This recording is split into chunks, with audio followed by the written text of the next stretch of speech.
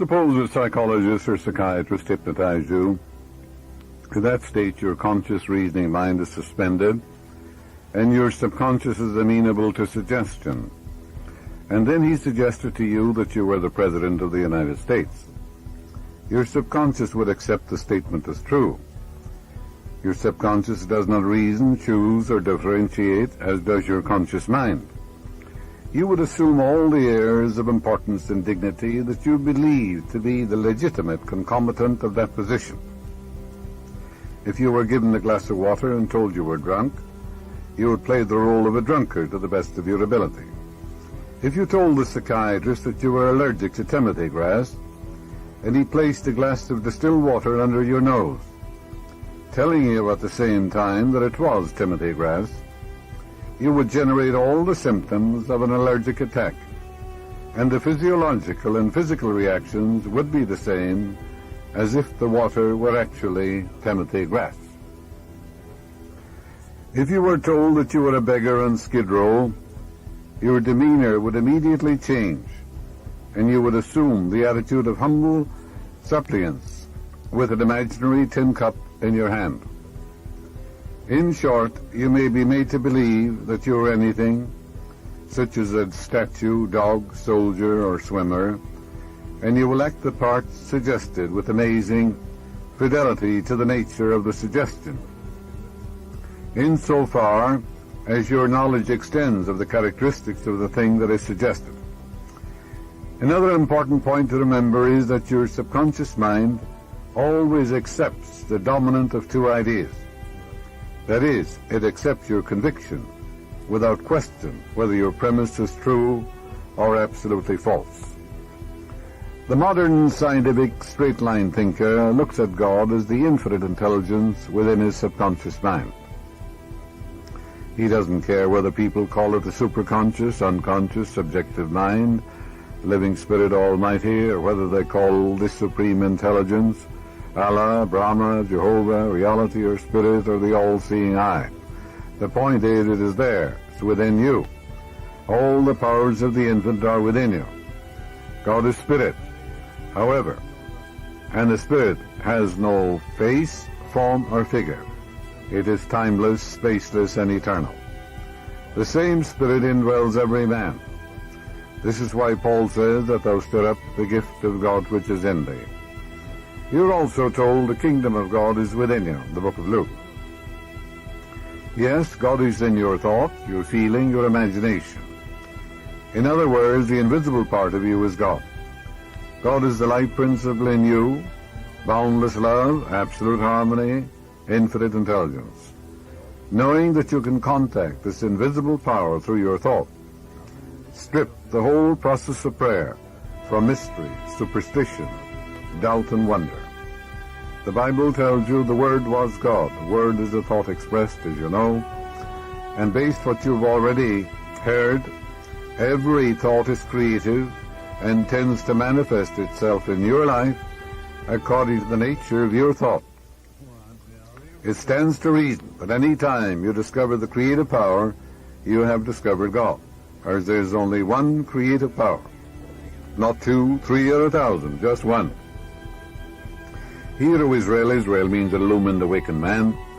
The Lord, the supreme power, our God is one Lord, one power, one presence, one cause, and one substance. Many of us have been conditioned negatively when we were young. All of us are susceptible to suggestion when we were young, highly impressionable.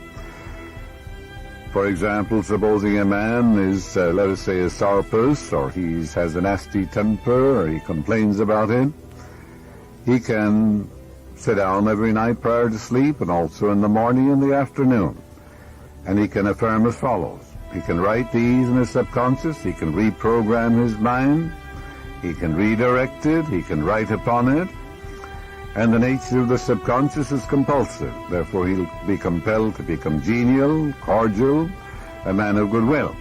This is what he should say. Henceforth, I shall grow more good-humored.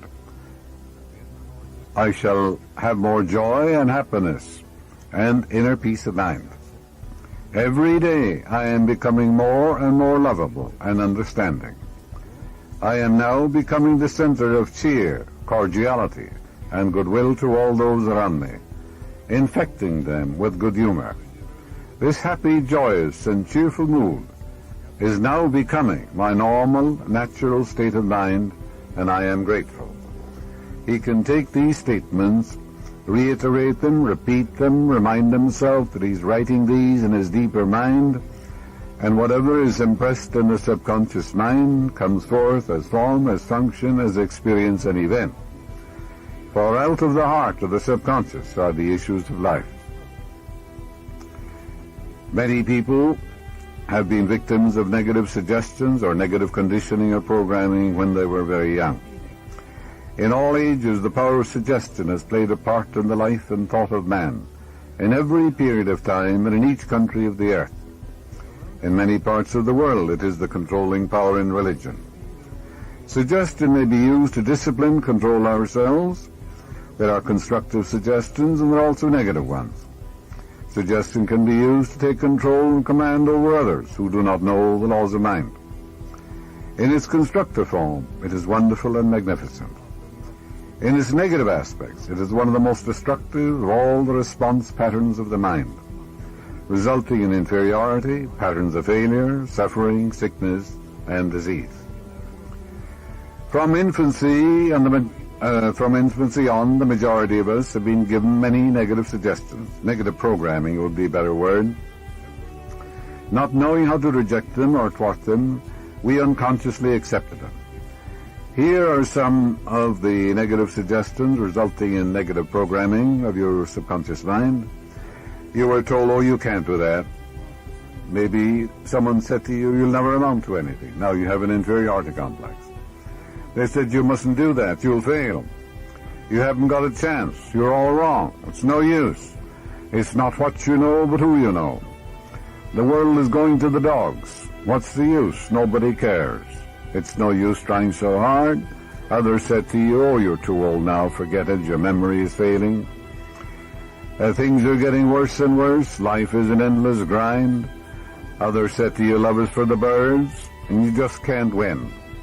Pretty soon you'll be bankrupt. Watch out, you'll get the virus. You can't trust a soul. All these negative suggestions, if you accept them, you'll program your subconscious mind in a very negative way.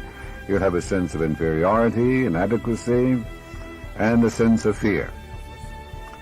Unless, as an adult, you program your subconscious mind constructively, which is a reconditioning therapy. The impressions made on you in the past can cause behavior patterns that cause failure in your personal and social life. Programming is a means releasing you from the mass of negative verbal conditioning that might otherwise distort your life pattern, making the development of good habits difficult. Pick up the paper any day and you can read dozens of items that could sow the seeds of futility, fear, worry, anxiety, and impending doom. If accepted by you, these thoughts of fear could cause you to lose the will for life. Knowing that you can reject all these negative suggestions by giving your subconscious mind constructive autosuggestions, you counteract all these destructive ideas. Check regularly on the negative suggestions that people make to you. You do not have to be influenced by destructive negative suggestions. All of us have suffered from it in our childhood and in our teens. If you look back, you can easily recall how parents, friends, relatives, teachers, and associates contributed in a campaign of negative suggestions. Study the things said to you, and you will discover much of it was in the form of propaganda. The purpose of much of what was said was to control you or instill fear into you. The negative suggestions go on in every home, office, factory, and club. You will find that many of these negative suggestions are for the purpose of making you think, feel, and act as others want you to, and in ways that are to their advantage. That's negative programming of your deeper mind. Now, there is a right way to program your subconscious mind. Every morning of your life, you can sit steady, quiet, get relaxed, and affirm as follows. Divine law and order governs my life. Divine right action reigns supreme. Divine success is mine. Divine harmony is mine. Divine peace fills my soul. Divine love saturates my whole being. Divine abundance is mine. Divine love goes before me today and every day, making straight, joyous, and glorious my way. This is the way a Marine captain programmed his subconscious mind during World War II. He reiterated these truths frequently. Gradually, by repetition, faith, and expectancy, they entered into his subconscious mind. And whatever is impressed in the subconscious is compulsive. Therefore, he was compelled to lead a life of harmony and peace and of love. This is how he programmed his mind, every morning and every night. The Lord is my pilot. I shall not drift. He lighteth me across the dark waters. He steereth me in the deep channels. He keepeth my log. He guideth me by the star of holiness for his name's sake. Yea, though I sail mid the thunders and tempests of life, I shall dread no danger, for thou art with me. Thy love and thy care, they shelter me. Thou preparest a harbor before me in the homeland of eternity. Thou anointest the waves with oil. My ship rideth calmly. Surely sunlight and starlight shall favor me on the voyage I take, and I will rest in the ports of my God forever.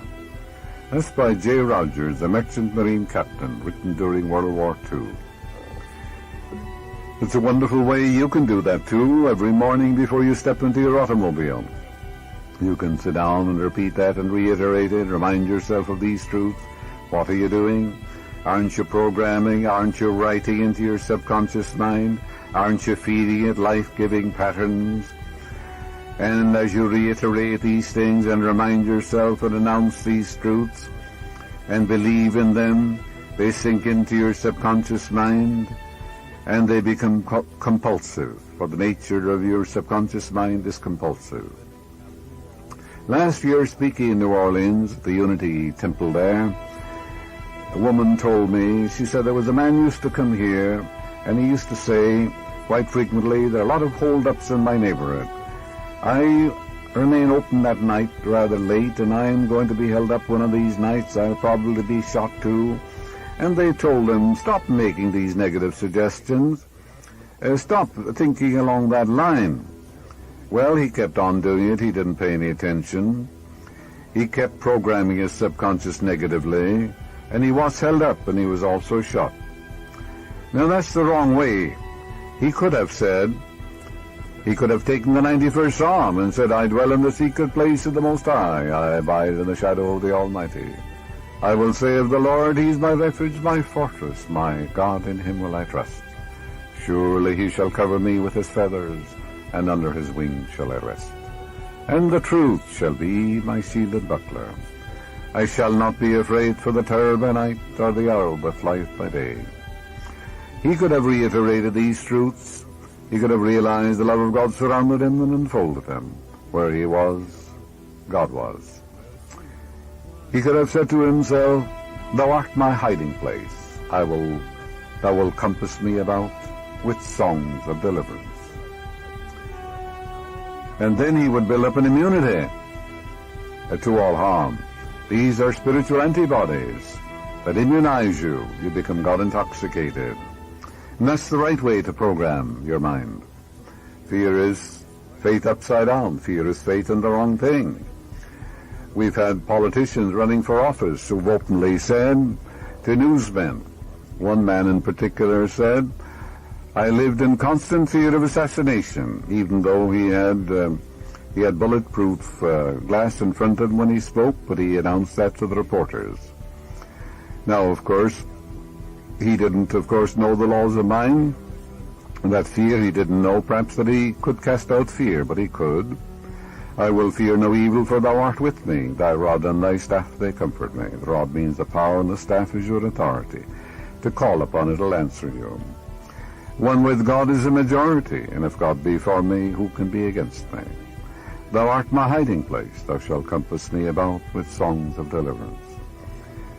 The politician could have said, I dwell in a secret place. I'm surrounded by the sacred circle of God's eternal love. The whole armor of God surrounds me. Wherever I go, the light of God surrounds me, enfolds me, and enwraps me. He would render himself invulnerable, invincible, and impervious to all harm. That's the right way to program your subconscious mind. You can build up that immunity. Oh, yes, you can. As a man thinketh in his heart or subconscious, so is he. So does he act, so does he experience, so does he express. This is the law. I'm not talking about thinking in the head. I'm talking about thinking in your heart, your own subconscious. Whatever is impressed there is expressed. Remember, when you're dealing with your subconscious, you're dealing with the power of the Almighty. It's the power that moves the world. It's the power that moves the galaxies in space. It's almighty. There's nothing to oppose it. Consciousness is God. Unconditioned consciousness, sometimes it's called awareness, I am, living spirit almighty.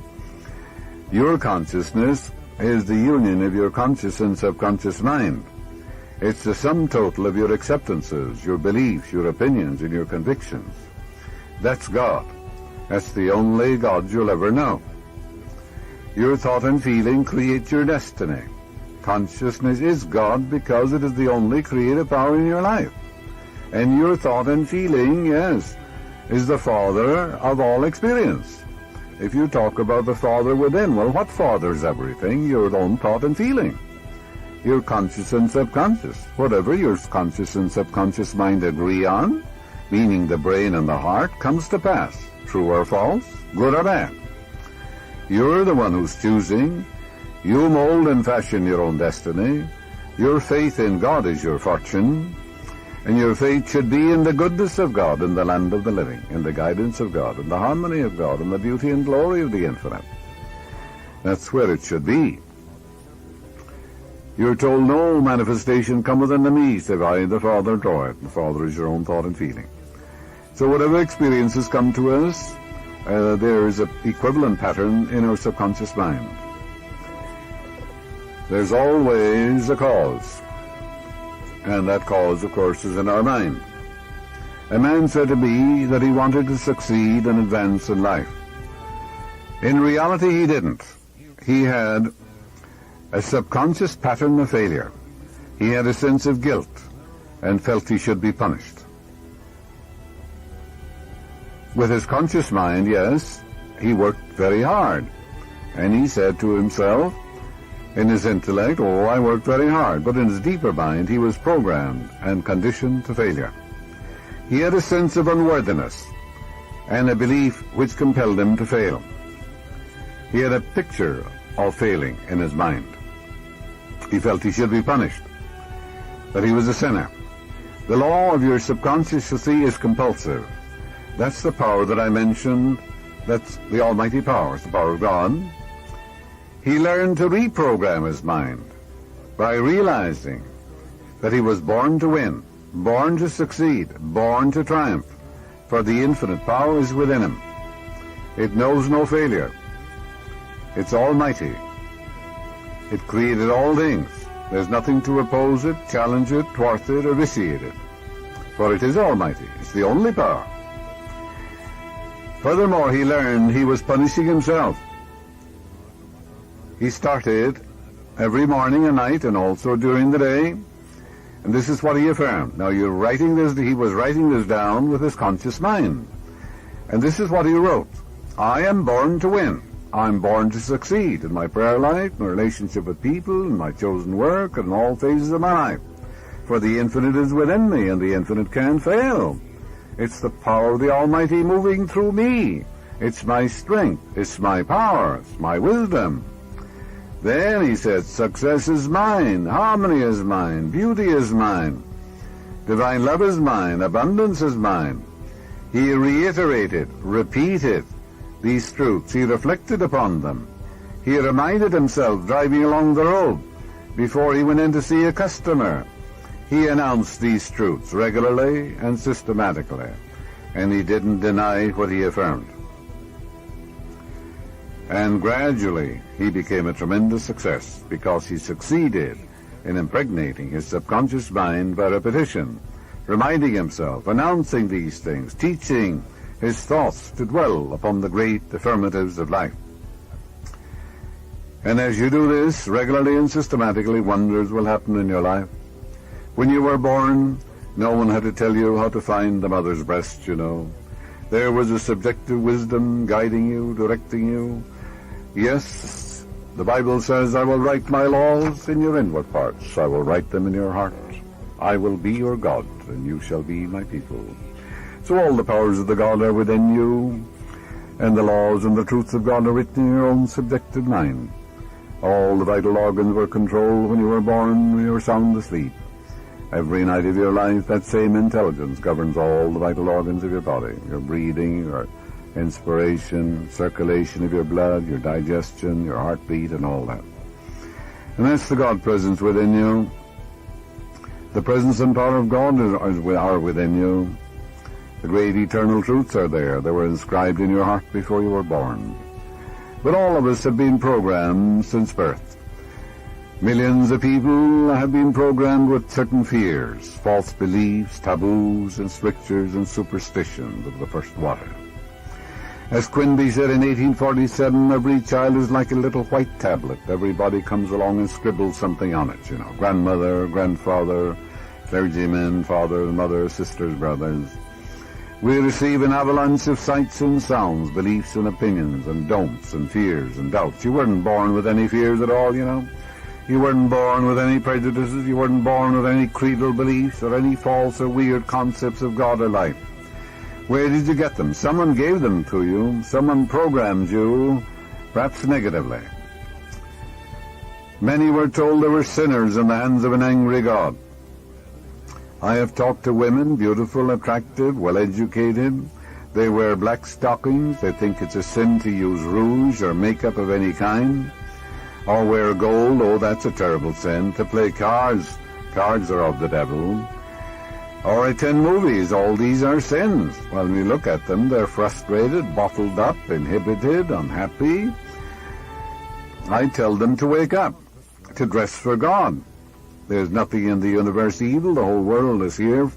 Was here when they were born. All the birds sing for you, and all the animals in the world are here too, and all the stars are in the sky for you to adore and to worship and to be delighted with. So I tell them, I said, you're here to dance, and go ahead and learn to dance, for the universe is the dance of God. And I tell them, learn, take lessons in golf, play music, do all the things you're not doing. Play music, attend college, take lectures in public speaking, meet men, and go out and take courses in Spanish or many other things. You're here to lead a full and happy life. You're here to live in an objective world, have recreation, have fun, merriment and joy and creativity, and express yourself. You're also here to meditate and to pray, of course, too. We're living in a subjective and objective world. There's nothing evil in the universe. God pronounced everything good. Therefore, there's nothing evil in dancing or playing cards or anything of that nature, looking at a movie, constructive one, nothing evil in any of those things. Nothing good or bad, but thinking makes it so. Then I explained to them, I said, you're frustrated, you're sick, you're unhappy. And I teach them how to attract a man into their life. I said, you should be married, you should have love. Every woman wants to be loved and cosseted, appreciated. She likes to receive attention. She wants to feel needed and wanted. And if she says she doesn't, she's sick. Every woman does. And then they learn a simple law. They go out and do all these things. Do the thing you're afraid to do, and the death of fear is certain. I tell them, you've been brainwashed. You've been programmed negatively and destructively. And the will of God for you is a greater measure of joy, of happiness, of love, of peace of mind. They learn the law of attraction. You should see some of them now coming to the Wilshire Bell Theatre, beautifully dressed, you know, and they have some makeup on too, and they have beautiful rings, sometimes a marriage ring. Oh yes, they have transformed, they have reprogrammed their mind. Infinite Spirit attracts to me the ideal man who harmonizes with me in every way, shape, and form. He is spiritual minded. He loves my ideals, I love his ideals. He doesn't want to make me over, and I don't want to make him over. He comes without encumbrances. He's the man sent from God. There are harmony, peace, love, and understanding between us. That's the prayer I give them, and I say, now you write that down in your subconscious. Do it with interest, gradually like a seed that will die in your deeper mind and come to pass in ways you know not of. I was taught when I was young that if a boy were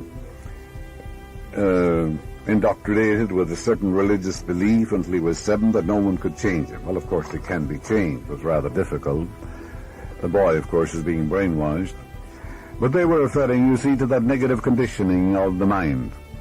When young, we're susceptible, we're impressionable and teachable. We're amenable to suggestion. We don't have the sense to reject it, reject the negative suggestions, and we accept the many false beliefs and erroneous concepts regards God, life, and the universe. Where did you get your creed or your religious belief? You certainly weren't born with it. Is it true? Is it reasonable? Is it illogical and unreasonable? Is it unscientific? If it's unscientific and illogical and unreasonable, it can't be true. There is Pat, for example. He believes the cards are stacked against him. Some fortune teller told him that, I suppose. The cards are not stacked against him. The universe is for him. But he has enthroned that concept and he believes it. His subconscious mind accepts it. This false belief creates a quarrel in his mind, and he thinks people are working against him, that misfortune will follow him, some sort of a jinx is after him. He made that law for himself, and it controls him and governs him. Man's subconscious assumptions, beliefs, and convictions dictate and control and manipulate all his conscious actions. The late Dr. David Seabury told me about a man who was practically crippled, partially crippled anyhow. He had little or no education, and as an experiment in suggestion, he pretended to analyze his potentialities based upon the idea that his mental faculties and character tracks are indicated by the configuration of one's head, also the lines and the configuration in his hand. Seabury told this man who was partially crippled, he said, you're destined to become a great evangelist, a great preacher. God intended you to go forth and preach in a wonderful, wonderful way. This man became active in his particular church, and he became an outstanding preacher, Dr. Seabury said. He accepted and believed that God had ordained him to become a great preacher, and according to his belief was done to him. And it was just as simple as that. There's only one power, one presence. Your thought and feeling fathers all your experience. How are you programming your subconscious mind? The creative power is one. Do you know one of the greatest of all truths? Hear, O Israel, the Lord thy God is one Lord. One Lord. Israel means a prince ruling with God. Israel means any man who knows his I amness to be the Lord God Almighty, to be sovereign and supreme. And he gives all his allegiance, devotion, and loyalty to that one power, the living spirit within him. He gives no power to any created thing, to any man, woman, or child in this universe.